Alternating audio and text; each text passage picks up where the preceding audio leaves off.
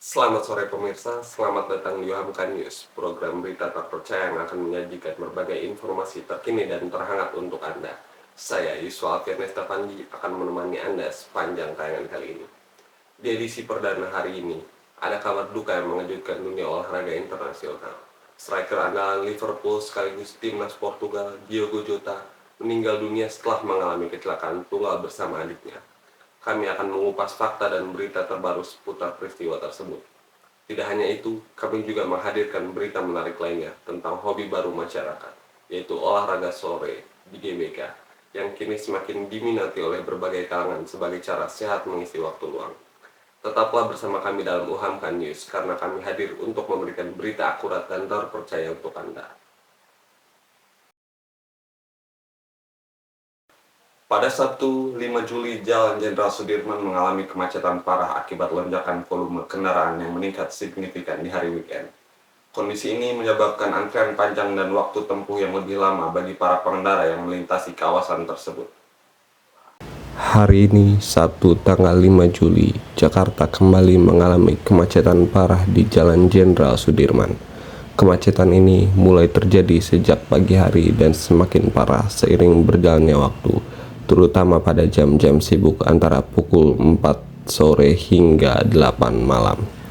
Penyebab utama kemacetan ini adalah meningkatnya volume kendaraan, baik kendaraan pribadi, sepeda motor maupun angkutan umum. Jalan Sudirman yang merupakan salah satu pusat aktivitas di Jakarta kini dipenuhi oleh para pengendara yang menuju ke pusat perbelanjaan, restoran, kantor, maupun berbagai tempat wisata yang tersebar di sepanjang jalan ini. Menurut data yang dihimpun oleh Dinas Perhubungan DKI Jakarta, volume kendaraan yang melintas di kawasan ini meningkat hingga 40% dibanding hari-hari biasa. Pada akhir pekan, terutama Sabtu dan Minggu, masyarakat Jakarta cenderung lebih banyak beraktivitas di luar rumah yang menyebabkan kepadatan yang cukup tinggi di jalan-jalan utama, termasuk Jalan Sudirman. Kemacetan ini terjadi hampir setiap hari akhir pekan, dengan puncaknya pada jam-jam tertentu, terutama saat masyarakat bergegas menuju berbagai lokasi tujuan mereka. Bukan hanya kendaraan pribadi, tetapi angkutan umum seperti bus, Transjakarta, dan taksi juga mengalami kemacetan yang serupa. Namun, faktor utama yang memperburuk situasi ini adalah ketidakmampuan jalan untuk menampung banyak kendaraan yang melintas. Jalan Jenderal Sudirman meskipun merupakan jalan utama di Jakarta, masih memiliki kapasitas yang terbatas dibandingkan dengan volume kendaraan yang sangat tinggi, terutama pada akhir pekan. Lalu, bagaimana solusi untuk mengatasi masalah kemacetan ini? Beberapa ahli transportasi mengatakan bahwa solusi jangka panjang terletak pada pengembangan sistem transportasi publik yang lebih baik, seperti MRT dan Transjakarta. Dengan lebih banyak orang menggunakan transportasi umum, maka jumlah kendaraan pribadi di jalan dapat berkurang, yang pada gilirannya dapat mengurangi kemacetan. Selain itu, pemerintah kota Jakarta juga telah mengembangkan berbagai proyek infrastruktur seperti pelebaran jalan dan pengembangan jalur khusus untuk sepeda, guna meningkatkan kenyamanan dan keamanan transportasi di kota ini. Tetapi tentu saja upaya ini tidak bisa dilakukan dalam semalam, dan akan membutuhkan waktu serta anggaran yang besar. Bagi pengendara, solusi sementara yang bisa diambil adalah merencanakan perjalanan dengan lebih baik, seperti menghindari jam sibuk atau memilih jalur alternatif. Selain itu, banyak pihak yang menyarankan agar masyarakat lebih bijak dalam memilih mode transportasi, agar jalan utama Jakarta seperti Jalan Jenderal Sudirman tidak semakin sesak. Namun, meskipun ada berbagai solusi, tetap saja kemacetan ini memberi dampak pada banyak aspek di kehidupan di Jakarta. Selain itu, waktu tempuh yang lebih lama, kualitas udara juga semakin buruk karena polusi kendaraan. Oleh karena itu, sudah saatnya kita semua berpikir lebih matang mengenai cara kita berpindah dari satu tempat ke tempat lain demi kenyamanan bersama. Pemerintah dan masyarakat sama-sama memiliki peran dalam mengatasi masalah kemacetan ini, mulai dari lebih memiliki transportasi umum hingga mendukung kebijakan pemerintah yang berfokus pada pengurangan kemacetan dan polusi. Jika semua pihak bekerja sama, bukan tidak mungkin Jakarta bisa mengurangi beban kemacetan di masa depan. Demikian laporan mengenai kemacetan terjadi di Jalan Jenderal Sudirman hari ini. Kami akan terus memantau situasi ini dan memberikan informasi terbaru untuk Anda.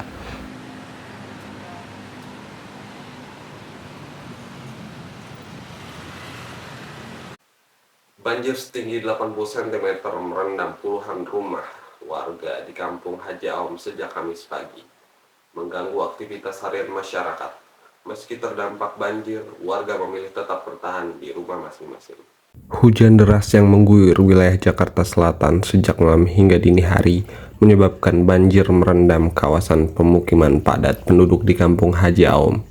Genangan air mencapai ketinggian antara 50 hingga 80 cm dan masuk ke dalam rumah warga pada pukul 3 pagi. Curah hujan yang tinggi memicu luapan air yang tidak tertampung oleh sistem drainase yang ada.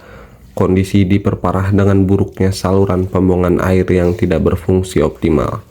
Banyak saluran tertutup oleh sampah dan endapan lumpur, menyebabkan air hujan meluap ke jalan-jalan dan pemukiman. Warga menyebutkan bahwa banjir seperti ini bukan pertama kali terjadi. Setiap musim hujan, Kampung Haji Aom menjadi salah satu titik rawan banjir. Kurangnya perawatan rutin pada saluran air serta pembangunan yang tidak memperhatikan sistem aliran membuat kawasan ini semakin rentan. Beberapa warga terlihat berupaya menyelamatkan barang-barang mereka yang terendam air. Sebagian lainnya memilih mengungsi ke tempat yang lebih tinggi, seperti musola, pos ronda atau rumah kerabat yang tidak terdampak. Aktivitas warga pun lumpuh sejak pagi hari, termasuk anak-anak yang terpaksa diliburkan dari sekolah. Selain itu, akses jalan di sekitar kampung juga terganggu. Beberapa kendaraan mogok akibat mesin terendam. Kendati begitu, warga secara mandiri berupaya mengatasi genangan dengan membuka jalur air darurat menggunakan alat seadanya. Menurut pantauan di lapangan, air mulai berangsur surut menjelang siang hari. Namun lumpur dan sampah tersisa masih menumpuk di sejumlah titik, menandakan lemahnya pengelolaan kebersihan lingkungan. Warga berharap agar pemerintah daerah segera mengambil langkah konkret untuk membenahi sistem saluran air dan melakukan normalisasi sungai kecil di sekitar kampung. Banjir ini menjadi pengingat bahwa persoalan klasik seperti sistem drainase yang buruk dan minimnya kesadaran pengelolaan lingkungan harus segera ditangani secara serius. Jika tidak, bukan tidak mungkin Kampung Haji Aom akan terus menjadi langganan banjir setiap musim hujan tiba.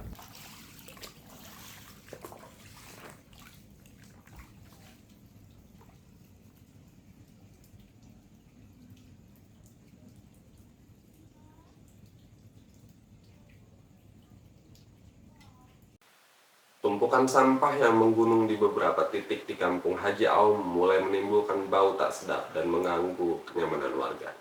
Kondisi ini sudah berlangsung lebih dari sepekan tanpa penanganan dari pihak terkait. Permasalahan sampah masih menjadi isu serius di kawasan padat penduduk, termasuk di Kampung Haji Aom, Jakarta Selatan.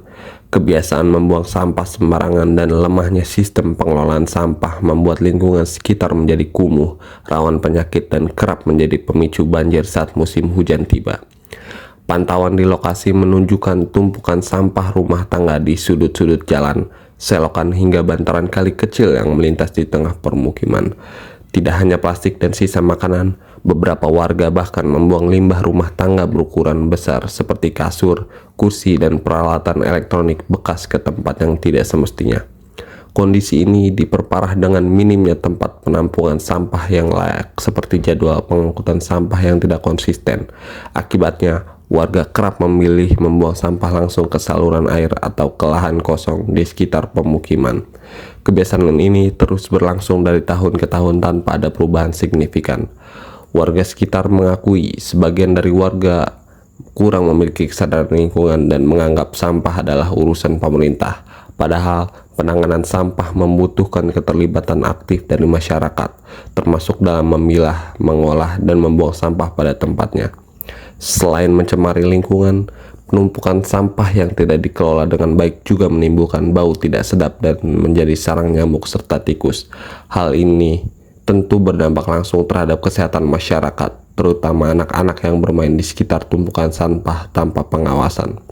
Sementara itu, beberapa tokoh masyarakat setempat telah mengusulkan adanya edukasi lingkungan dan pengadaan bank sampah sebagai solusi jangka panjang.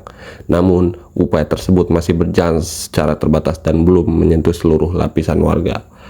Persoalan sampah di Kampung Haji Awam menunjukkan bahwa permasalahan lingkungan tidak hanya soal infrastruktur, tetapi juga menyangkut pola pikir dan budaya hidup bersih yang masih rendah. Tanpa perubahan perilaku dan sistem pengelolaan yang terintegrasi, persoalan sampah akan terus menjadi bom waktu bagi kualitas hidup warga di kawasan ini.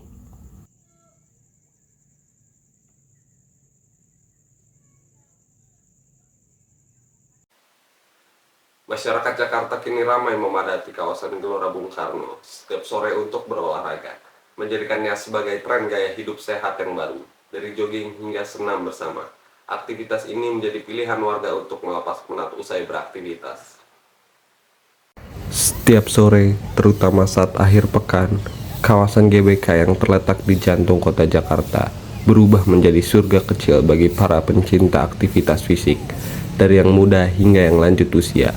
Semua tampak bersemangat berlari, berjalan cepat, bahkan sekedar menikmati udara segar di antara pepohonan rindang dan udara yang mulai sejuk saat matahari terbenam. Menurut pengamatan kami, jumlah pengunjung yang datang untuk berlari di sore hari meningkat cukup signifikan dalam beberapa bulan terakhir. Banyak warga yang mengaku menjadikan lari sebagai bagian dari gaya hidup sehat, sekaligus cara untuk melepas penat setelah bekerja seharian. Lalu, apa yang membuat GBK begitu diminati? Selain lokasinya yang strategis, kawasan ini juga memiliki lintasan lari yang luas, aman dan bersih. Ditambah lagi, suasana terbuka dengan pemandangan langit senja yang indah memberikan pengalaman berolahraga yang menyenangkan. Bahkan tidak sedikit yang mengabadikan momen lari mereka untuk dibagikan di media sosial. Kita juga bisa melihat komunitas-komunitas lari bermunculan, mulai dari profesionalitas hingga kelompok santai yang hanya ingin berolahraga sambil bersosialisasi. Mereka saling menyemangati, berbagi tips, dan membuat aktivitas ini semakin seru dan tidak terasa membosankan. Tak hanya soal kesehatan fisik, lari juga terbukti membantu menjaga kesehatan mental. Dengan berlari, tubuh memproduksi hormon endorfin yang bisa memperbaiki suasana hati. Jadi tak heran, banyak yang menjadikan lari sore ini sebagai ritual penting untuk mengisi ulang energi positif. Di tengah kehidupan kota yang serba cepat, kebiasaan lari sore di GBK menjadi bukti bahwa warga Jakarta semakin sadar akan pentingnya menjaga keseimbangan hidup. Sebuah langkah kecil yang memberi dampak-dampak besar bukan hanya untuk tubuh, tetapi juga untuk pikiran dan jiwa. Demikian kabar inspiratif hari ini.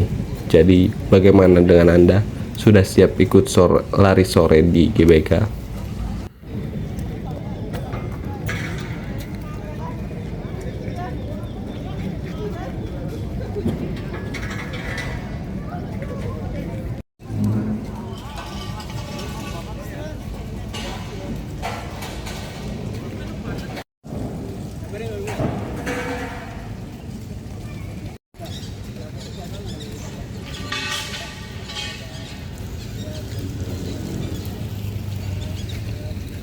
Event Summer Vibes Food Court di Blok M Square menarik perhatian pengunjung dengan deretan kuliner khas Nusantara hingga internasional sejak awal pekan ini. Suasana meriah dan aneka hiburan musik membuat area food court dipadati pengunjung hingga malam hari. Event kuliner bertajuk Summer Vibes Street Food resmi digelar di kawasan Blok M Square, Jakarta Selatan. Acara ini mulai berlangsung sejak tanggal 1 Juli dan akan berakhir pada 10 Juli mendatang. Mengusung tema musim panas yang ceria, festival ini menghadirkan lebih dari 80 tenan makanan dan minuman dari berbagai daerah dan mancanegara. Pengunjung disuguhi ragam kuliner mulai dari jajanan kaki lima khas Indonesia, makanan Korea, Jepang, hingga pilihan dessert kekinian seperti es krim gelato dan boba dengan berbagai varian rasa. Tak hanya menyajikan makanan, acara ini juga menghadirkan dekorasi bernuansa tropis dengan lampu-lampu gantung, tanaman hias, dan booth berwarna cerah, menciptakan suasana santai dan instagramable yang menarik perhatian pengunjung dari berbagai usia. Penyelenggara menyatakan dalam 3 hari pertama saja, Tercatat lebih dari 5.000 pengunjung memadati area festival setiap harinya, terutama pada sore hingga malam hari. Warga Jakarta memanfaatkan momen ini untuk berkumpul bersama keluarga, teman, ataupun sekedar menikmati suasana akhir pekan yang berbeda. Selain makanan, Summer Vibe Street Food juga dimeriahkan oleh penampilan musik akustik dari band lokal, sesi karaoke terbuka, serta area permainan untuk anak-anak. Fasilitas pendukung seperti area duduk, spot foto, dan zona nyaman untuk bersantap turut disediakan, menambah kenyamanan pengunjung yang datang. Festival ini menjadi salah satu bentuk dukungan terhadap pelaku UMKM kuliner yang sempat terdampak selama pandemi. Para pedagang mengaku senang dengan antusiasme masyarakat yang tinggi, bahkan beberapa tenan mengaku kehabisan stok makanan sebelum malam hari. Pihak penyelenggara juga memastikan kebersihan dan keamanan acara tetap terjaga dengan menyediakan petugas kebersihan, pos medis, serta sistem antrian yang tertib. Protokol kebersihan makanan juga diterapkan di setiap booth untuk menjaga kualitas dan kenyamanan konsumen. Summer Vibe Street Food Blok M Square menjadi salah satu bukti bahwa kreativitas dalam menghadirkan pengalaman kuliner kini semakin digemari. Bagi masyarakat yang ingin mencicipi ragam hidangan dan menikmati suasana hangat khas musim panas, festival ini masih terbuka hingga akhir pekan mendatang.